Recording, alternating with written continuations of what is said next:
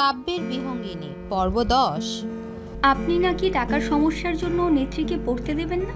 মেহবিনের কথায় তাজেলের সৎমা মুখ পাকিয়ে বলল, বাবা এ কথা তোমারে বইলা দিছে আমি টাহার জন্য রে ফড়ামু না। আমাকে ভাতই চলে না ঠিক মতো, ওরে আবার স্কুলে ফড়ামু কেমনি? আমার জানা মতে গ্রামের সরকারি স্কুলে পড়তে তেমন টাকা লাগে না, শুধু ভর্তি হওয়ার সময় 50-100 টাকা লাগে। তার উপর সরকারি ফান্ড থেকে উপবৃত্তি দেওয়া হয় প্রত্যেক স্টুডেন্টকে। তারপরেও ওকে কেন পড়াবেন না আপনি? দেখো, আমাকে পরিবারে তুমি কথা কইবা না। এই স্কুলে না হয় টাহা লাগলো না বুঝলাম, পরে স্কুলে যাওয়ার জন্য স্কুল ড্রেস বানাইতে টাহা লাগবো, আবার স্কুলে ব্যাগ কিনে দিতে হইব, সেই টাহা আমি পামু কনে? তাছাড়া অহংকার পোলাপাইনকে আবার ফেরাই বেট ফরানোর লাগে হেই ছোট থেকে, সেই টাহা পামু কনে? তাই তো আর ফরা বন্ধ করছি। তার মানে শুধু স্কুল ড্রেস, একটা স্কুল ব্যাগ আর প্রাইভেট পড়ানোর জন্য ওকে স্কুলে পাঠাননি, তাই তো? তাই।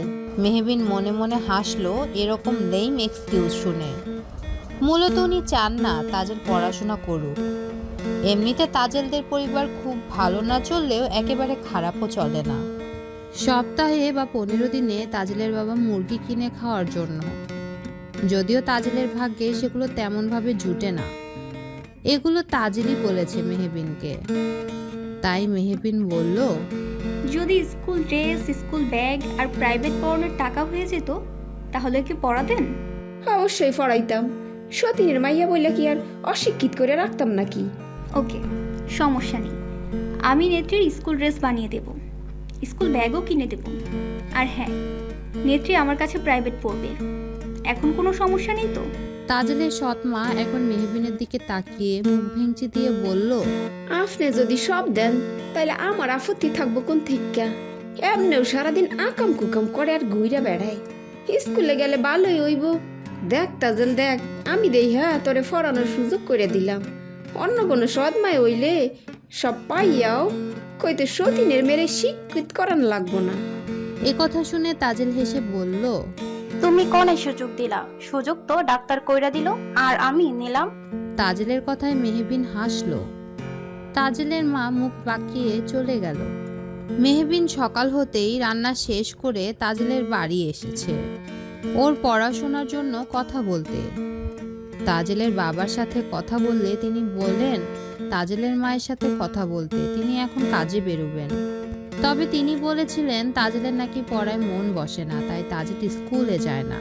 এ কথা শুনে মেহবিন অবাক হলেও পরে বুঝেছে হয়তো তাজেলের মা বলেছে এই কথা, তাই সে পড়ার ব্যাপারে বলল। তাজেলের বাবা মেহবিনের কথা শুনে বলল তাজেল যদি যেতে চায় তাহলে তার আপত্তি নেই। এইসব কথা তাজেলের মা শুনেছিল, তাই স্বামীর কাছে ভালো হওয়ার জন্য তাজেলকে পড়াশোনার কথা বলল। যদিও নিজের লাভটাও দেখে নিয়েছে সে, তাজেলের পেছনে তার কোনো খরচ হচ্ছে না, বরং লাভ হয়েছে। এখন তাজেলের কথা বলে তিনি টাকা নিতে পারবেন। মেহবিন তাজেলকে বলল, আমার নেত্রীও তাহলে স্কুলে যাবে।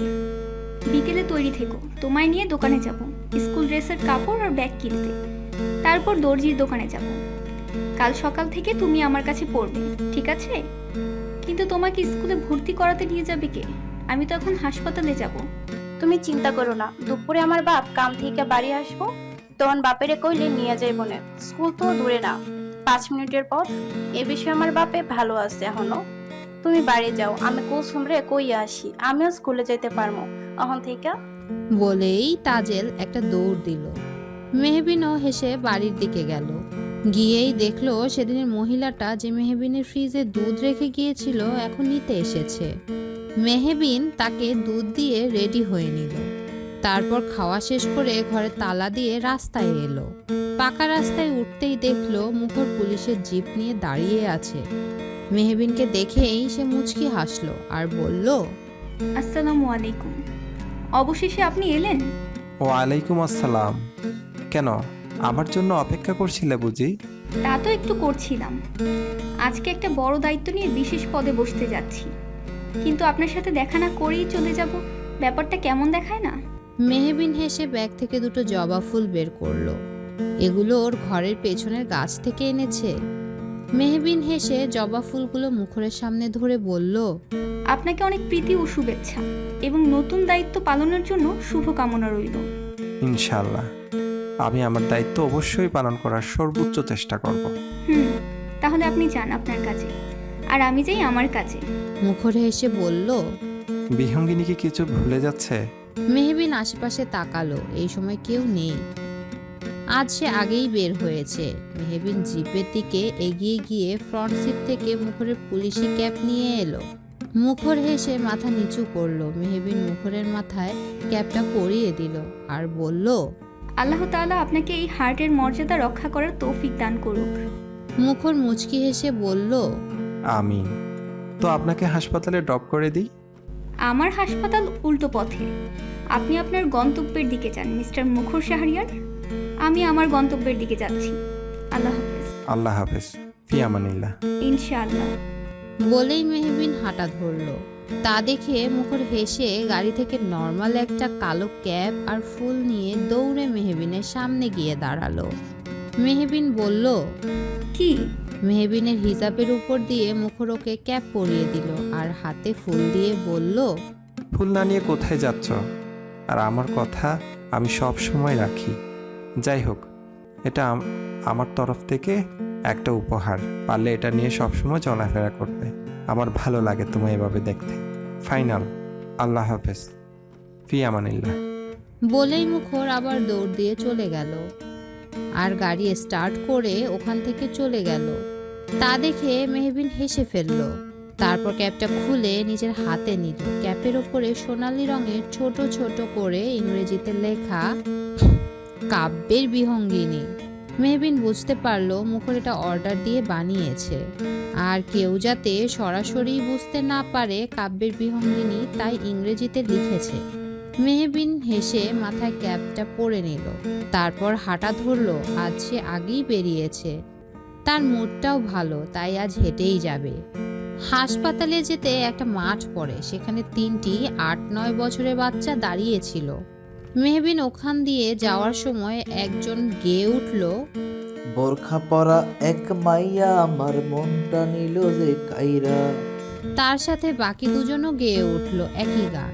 মেহবিন একবার ওদের দিকে তাকালো। ও বুঝতে পারলো না ওকে টিচ করছে না এমনি মজা নিচ্ছে। বাচ্চা দেখে কিছুই বলল না, চলে গেল।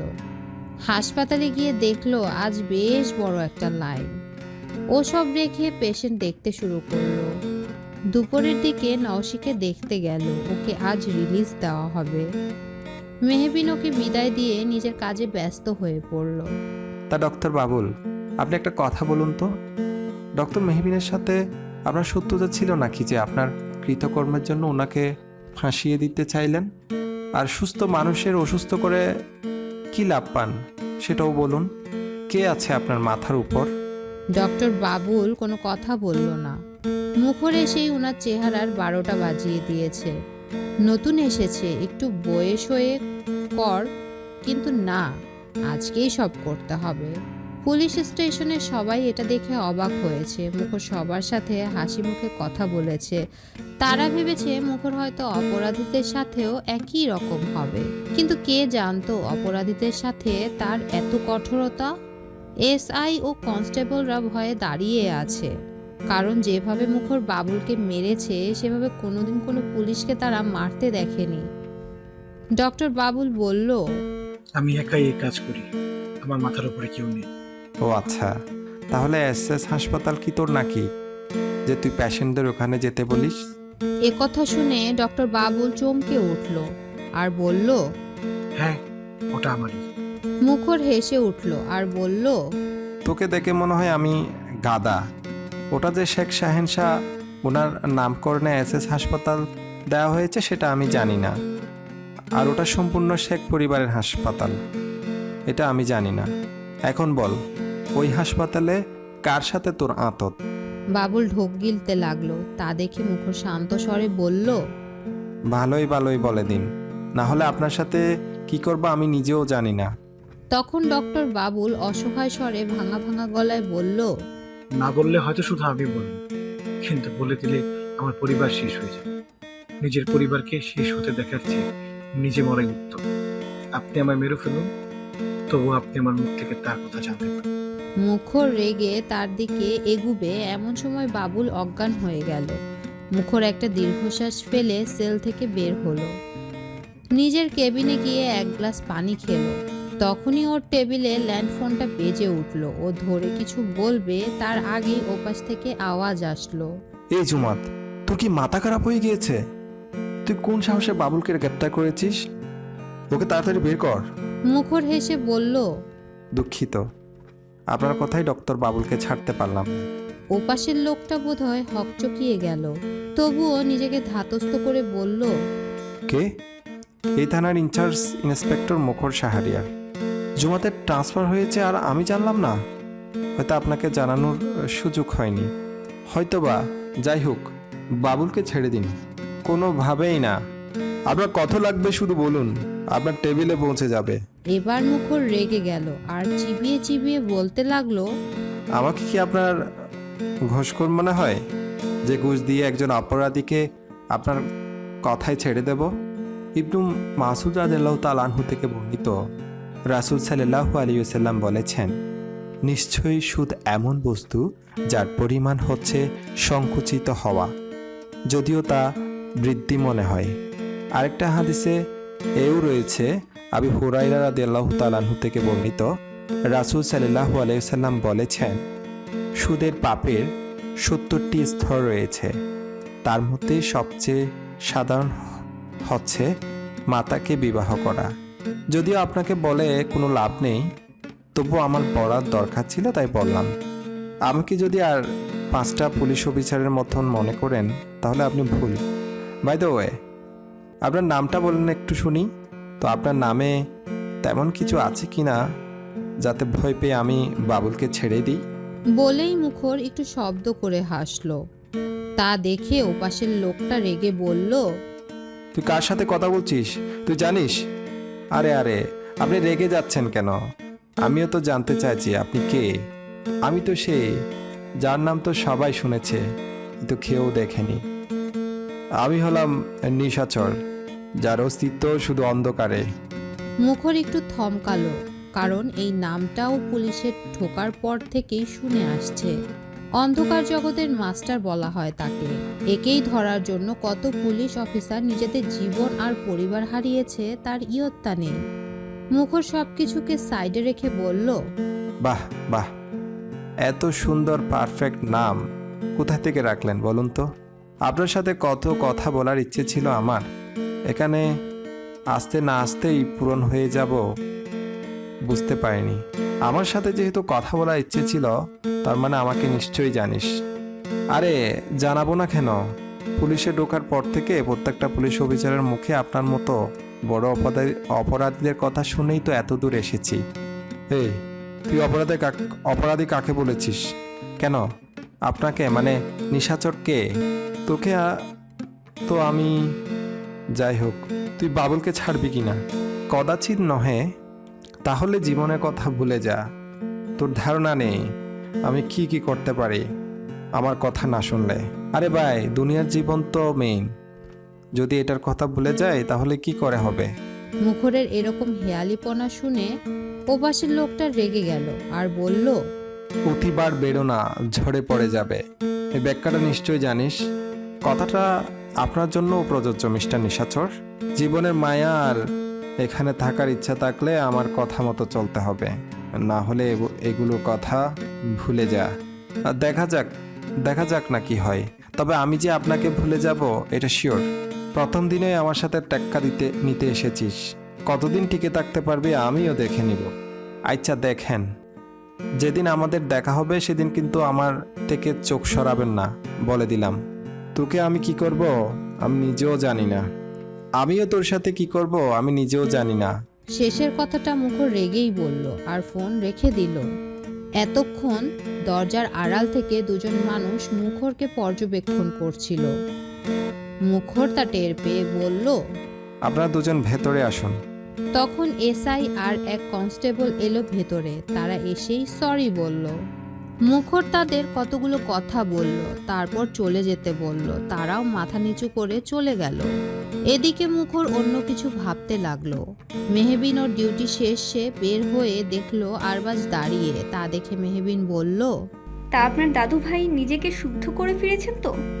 নাকি থাক আর বললাম না। মেহবিনের কথায় আরবাজ ভ্রুকুচকে ওর দিকে তাকিয়ে রইল আর বলল, মানে? কিছু না, আপনি বাড়ি যান, আমার কাজ আছে। আপনি সবসময়? শেখ আরবাজ শাহনওয়াজ, আপনি এখন আসতে পারেন, আমার তাড়া আছে। আজও কি আমার গাড়িতে যাবেন না? তখন মেহবিন হেসে বলল, আপনার তো আর সরকারি গাড়ি না যে আপনার গাড়িতে চড়ে আমি ট্যাক্সের টাকা উসুল করব। বলেই মেহবিন হাঁটা ধরলো। একটু এগিয়ে রিক্সা পেতেই সে রিক্সায় উঠে বসলো। আরবাজ ওর যাওয়ার দিকে তাকিয়ে রইল আর নিজেও হেসে গাড়ি করে চলে গেল। সকালে মুখর ওকে স্টেশনে নামিয়ে দিয়ে মেহবিনের কাছে এসেছিল। পরে আরবাজের বাবা আরবাজের জন্য গাড়ি পাঠিয়ে দিয়েছেন। বাড়ির রাস্তার সামনে মেহবিন রিক্সা দিয়ে আসতেই দেখলো তাজেল দাঁড়িয়ে আছে। মেহবিন দেখলো তাজেল রেডি হয়েই দাঁড়িয়ে আছে, তাই ওকে রিক্সায় তুলে নিয়ে বাজারের দিকে গেল। মেহবিন জিজ্ঞেস করলো, নেত্রী, স্কুলে ভর্তি হয়েছো? দুপুরে খাওয়ার পর বাপে নিয়ে গেছিল। এই ক্যাপে তোমারে অনেক সুন্দর লাগতেছে ডাক্তার। তাই বুঝি? তোমার পাঞ্জাবিওয়ালা দেহি পাঞ্জাবি বেছে না, হে দেহি পুলিশ। তুমি তাকে কোথায় দেখলে? যখন তুমি ওনারে ফুল দিতেছিলা তখন থেকে তোমার যাওয়ার আগ পর্যন্ত আমি সব দেখছি। তাজেলের কথা শুনে মেহবিন মাথা চুলকিয়ে হাসলো। সে তো সব দিক দেখেই নিয়েছিল, তাও তাজেল দেখলো কিভাবে? মেহবিন বলল, তুমি লুকিয়ে লুকিয়ে আমাদের দেখছিলে? লুকায় দেখমু কেন? আমার চোখ তো সামনাসামনি দেখছে, খালি আমার শরীর লুকায় আসছিল। তোমারে আশেপাশে থাকতে দেখা আমি আমার শরীর লুকাইছি, কিন্তু আমার চোখ তো ঠিকই দেখছে।